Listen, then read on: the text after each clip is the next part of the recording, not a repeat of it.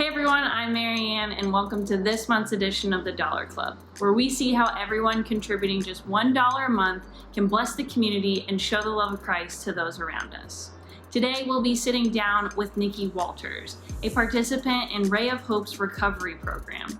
Ray of Hope helps women of West Virginia who are struggling with addiction to alcohol and drugs. So let's sit down with Nikki to learn more about her personal story of recovery and the work that Ray of Hope does in our local community. And along the way, we'll see if there's a way the Dollar Club can help. Nikki, thank you so much for sitting down and talking with me today. Can you tell me a little bit about Ray of Hope and what you all do here?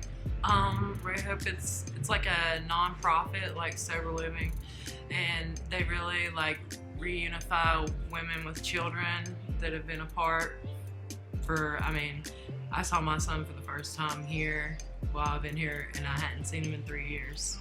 Yeah, so they teach us in a program like how to live life on life's terms, accountability, respecting living with other people, and they give like affordable housing, which is our program fee. So they expect us to work, like everyone here has a full-time job. That's one of the requirements, and you have to have so many hours every week, and through that is how we pay our program fee, which supplies us with food and everything, And so you are a part of one of the programs that's going on here. Mm-hmm. How long have you been clean and sober? 16 months. I was 16 months on the 3rd of this month. Well, congratulations. That's awesome. Yeah, feels good. Yeah. And then prior to that, how long had you been using? I'm 33 now, and I've been using since I was 13. Okay. Wow. And this is my first time trying. Wow. Yeah, congratulations. And so thinking back on those times, what were some of those moments that led to this struggle with addiction? Just not being in a happy place with myself. My father passed away, and I was incarcerated when it happened, and he was my partner in crime. But I feel like he never wanted that life for me. Like deep down, it was just something that we were accustomed to, but I know he never wanted it for me. But just how bad off I got after he passed away, and when I got out, I wanted to be there for my son, because in addiction, like I really, I just wasn't present. And even when I was with him, I wasn't present. Mm-hmm. And just the fact that I got out and still went back to my old ways. He's with his grandmother in Princeton, and I called her, and I was living in Virginia Beach, and I called, and I was like, I remember like before that I was like, God help me, and that's how I know I was at my bottom, because I'd never wanted to stop coming up. I thought I was just always gonna be an addict.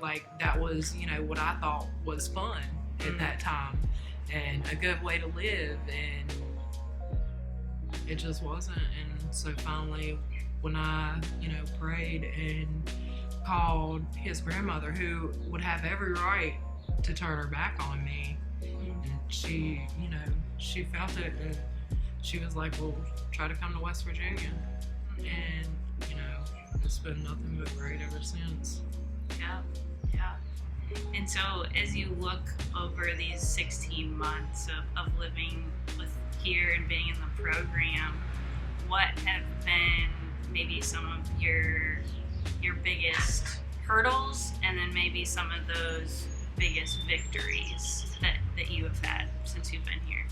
Hurdles for me, I think, was when I started working, just having to be in the world and see all these people that do use, and having to clean up after them, like in the bathroom at Wendy's when I worked there, and just seeing, it was hard to watch because that used to be me. And also just getting right financially. Like, I owed so much money in fines and court costs from, the wreckage of my past, and victories. Like, I've paid it all off. Yeah, I've paid it off. I get off of probation in like a week, like May 20th.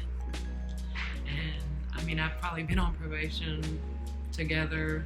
Like, it wasn't one sentence, but time after time, like, I violated, they put me back on for more time. It's been 10 years. And now it's crazy because I really don't care that I am on it because I'm living right. So it really, I talk to my son every night. They've been kind of like sheltered because of COVID. But we video every night, and just for him to tell me Happy Mother's Day is like, because I actually felt like a mom this year. So, yeah. And so what has Ray of Hope meant to you and your family?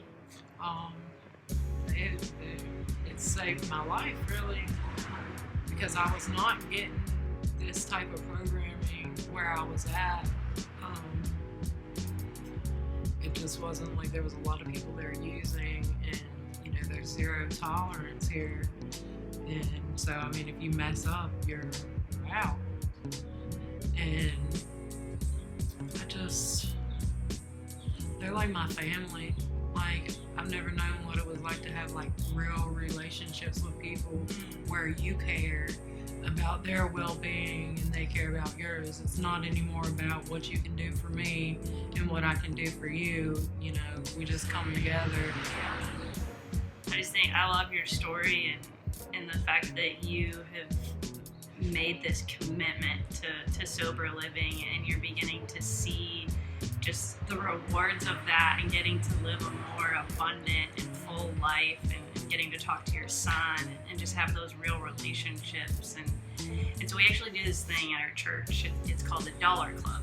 And once a month, we ask everyone in the church to give an extra $1. And we take all those extra dollars and we find a need in the community or an organization that's doing really great work, and we bless them with it.